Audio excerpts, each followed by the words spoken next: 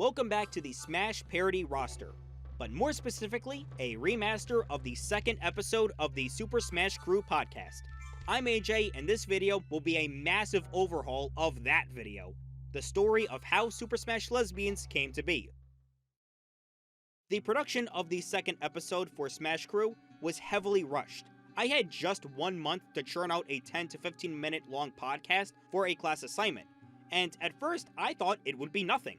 However, as I mentioned before, I didn't have the best recording booth in my house, just my closet.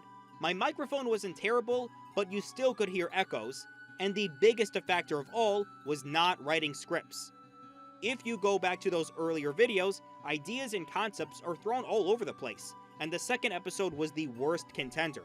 In just one video, I talked about 3 productions, the origins of how it was conceived, and hints of other storylines outside of Smash Lesbians.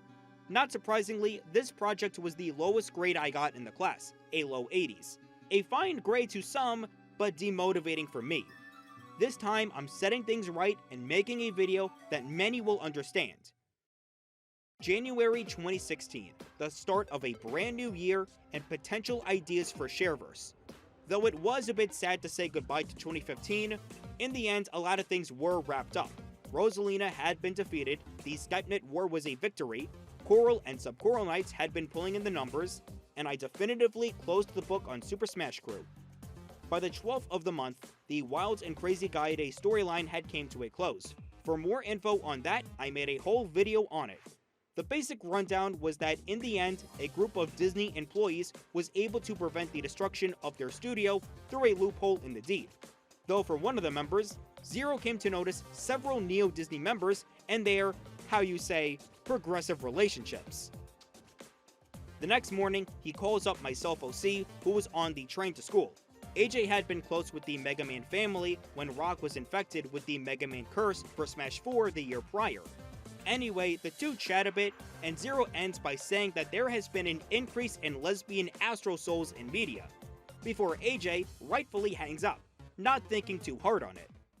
January 2016, Tuesday the 13th, a day that would later be dubbed the Day of Lesbians, started out as a normal day of me going to school and getting bullied as usual. However, one thing was always there to brighten up my day, an episode of the Nostalgia Critic. And it goes without saying, I was a stupid teenager growing up, and nowadays I don't watch his content anymore, though I wish his community posts would stop showing up in my feed. On this particular day, he was reviewing The Happening, one of the only few episodes that was a 2-parter, because back then YouTube was a bit picky when it came to fair use content and longer movie reviews. None of this affects anybody anymore, I don't know why I'm bringing it up. But if there's one thing you need to know about Doug Walker, is that he is obsessed with Disney. He dedicates a whole month just to talk about it every year. But one movie he loves to bring up, even in his Nostalgia Critic videos, is Frozen. This is the same guy who made a music video just singing about all of the Let It Go covers back in 2013. So it didn't shock me that in this video, he once again references Frozen regarding Arendelle. But as AJ remembered what Zero said about lesbians, it did ring true. And yes, I know it's fucking incest with Elsa and Anna, but I'm not the one who wrote the movie. And speaking of Neo-Disney, there was also Maleficent's clone who was gay for the Aurora clone in the 2014 movie. Another Dougism, is that a word? I guess I'm gonna make it a word, fuck it, was that he always portrayed M. Night Shyamalan as Aemon from Avatar: The Legend of Korra. And oh, Korra, that show also ended with a lesbian couple. Also around this time, Doug was reviewing Steven Universe episodes, a show that is notorious for lesbian rock sex, 2 of which got married later on. And of course, that day I was thinking of Kill la Kill, another series that ended with a lesbian couple going on a date, quite possibly a 3-way. And lastly, Bayonetta being the final character in Smash 4 only cemented this further with her being in a somewhat romantic relationship with her rival. Again, it's not really developed other than the two being just good friends. On the ride home from school, AJ had so many ideas and plans for what it all might mean, and he spent that night and the next day planning and arranging everything. Super Smash Crew faded from popularity in mid-2015, for reasons that were discussed last time. What the parody series really needed was a reskin, something that would stand out and grab Astro Soul attention. A Smash Bros. Parody series, but with a homosexual female cast. And and thus, Super Smash Lesbians was born. I wanted to do a couple of drastic changes from crew to lesbians, one of which was its length. Super Smash Crew was a production that had 2 seasons and several episodes. Smash Lesbians was a one-night-only event that would later be adapted into a game catered to and by Astro Souls. And since it was based off of an actual game, it was a reskin of Smash 4, but with a few omissions and additions. Another change was the roster size. Smash Crew tried, and failed, to have all of the character roles from Smash 4 filled in. However, for Smash Lesbians, AJ casted those who needed to be casted, and you'll see a massive difference when comparing the 2 lineups. Not only that, but he made sure everyone was in costume to fit into their roles more easier. The studio lot that was once built for Smash Crew would also be used for Smash Lesbians. And lastly, 3 rules would be made for the production. However, many of these rules would be broken anyway. Rule 1. The employees have to be a lesbian, which in a bit you'll see that'll be broken. Rule 2. The employee has to be cis. So somebody like Korn, who has a female form, cannot join because they were born male. This too would be broken in the future. And lastly, Rule 3. If anyone steps on the stage during a production, will automatically become a member of the production. This rule would stay intact, but really it was more of a curse than a blessing. One thing to say about Smash Lesbians is that there's no definitive first employee of the production. One would say Anna would be the first member because she portrays the Mario role. Well, it's not that simple. Bayonetta was announced to be in Smash 4 in December, but wouldn't come out until March. So does that make her the first member of Smash Lesbians because the production happened in January? What about her partner Jean, who portrays the Donkey Kong role, a game that historically debuts Mario before Mario Bros.? And that's not getting into Korra, the only person from Smash Crew that returned. Does that make her the first member? Food for thought. As stated before, Anna portrayed the Mario role, and her sister Elsa portrayed the Luigi role. Again, yell at me all you want for the incest thing, but again, I'm not the one who wrote the rules here. Yell at Disney. They're too stupid to write the script for Frozen 2. During its production, by the way. Next up is Bayonetta, and since she was going to be in Smash 4 anyway, she came on set without the need to do anything special. Now for her partner Jean, she was given the Donkey Kong role out of a necessity, but also employees would clown on her saying that she's Donkey Jean. Bad pun, I know. While Elsa and Anna were ex-Neo Disney employees, I thought it would be fair to include current Neo Disney employees, that being the Maleficent and Aurora clones, with the former portraying the Link role as a subtle nod to the fact that Grimhilda wields Excalibur as shown in the Descendants arc of Disney Fighting Evolution, the latter portraying the Kirby role since the Aurora clone is pure and full of heart. And also the original Aurora wore pink, though it was sometimes blue. Or pink. Or blue. Or pink. Or blue. No, really, that's actually how the original Sleeping Beauty movie ended. Next up is Avatar Legend of Korra. I already spoke about how Korra portrayed the Lucas role in Super Smash Crew. Well, now she's got a promotion portraying the Ness role. As for Asami, she was given the Samus role, though she wouldn't get the Zero Suit variation until the next production.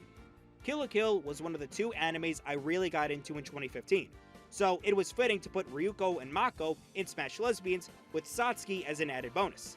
Ryuko was given the Fox role because both are edgelords, especially in 2016. Have you seen those Melee compilations? Mako was given the Yoshi role because they're both cheesy and aggressive. Again, have you seen those Smash Ultimate compilations? And Satsuki was given the Marth role as a perfect pick. And just as a Shareverse reminder, the 3 of these ladies died in 2015 under the hands of Melina, as shown in Pierce the Heavens. They currently reside in heaven and came down to Earth to participate in the production. And then we come across the Astro Souls from Steven Universe, and they all played the roles from Pokemon. By 2016, there were 6 major crystal gems in the story. Well, 7, but we'll get to that. And as somebody who has never watched Steven Universe, nor do I care, I look at these 6 gems, and I pick them in the following. The main trio, Garnet, Amethyst, and Pearl, all portrayed the 3 Pokemon roles from Pokemon Trainer, with Amethyst using the form of Ivysaur for convenience. As for the other 3, Peridot was given the Pikachu role because she had yellow hair and she was also small. Jasper was given the Lucario role for being their brute muscles, and Lapis got the Mewtwo role for their mysterious and intelligent traits. Now for the 7th gem, Rose Quartz, Steven's mom, was given the Jigglypuff role. However, she did not show up to the production because she was dead. I was not aware of this, nor the fact that her gem was inside of Steven. That's weird. So the only time the other members saw Rose was in the game adaptations. So that's the cast, but there is one inclusion I so desperately wanted.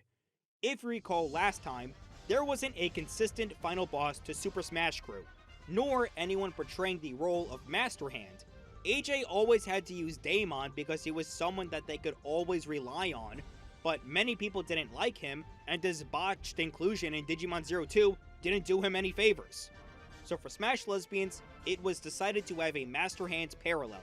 And so, the construction of Master Chef was born, a walking battle tank that attacks foes with kitchen appliances, and the pilot was none other than Samus Aran. Of course, this revelation would not be revealed to the others until the end of the production, as a nod to her ambiguous gender identity in the older Metroid games. The production was set on January 16th, just 3 days after Day of Lesbians, and everything was going smoothly, but as I said before, rules would be broken almost immediately. In the final hour, the sub-choral Nintendo group Smash 4 made their way to the set, becoming members of the production as well. And may I remind you, Wii Fit Trainer, Palutena, Lucina, and of course Rosalina, they're all straight. So there goes rule number 1. They showed up to flock Rosalina's attention to everyone, but also they had a suspicion that Samus was the one behind the mech. The four began to combat the members and eventually fought Master Chef, destroying it and having Rosalina score a victory from Samus following their rematch the month prior. AJ felt so ashamed of himself. Here he was making a Smash parody series to coincide the toxicity of Smash 4, only to run right into it. Especially, he was already in a committed relationship with the main perpetrator.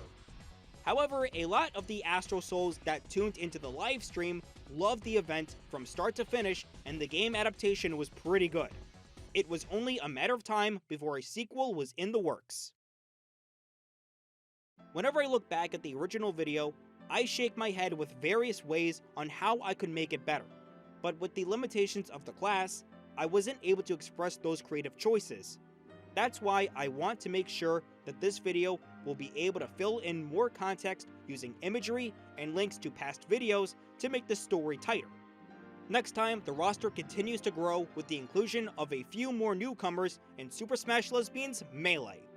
If you liked the video, like and subscribe. Until then, I'm AJ, and I'll see you all in the next one.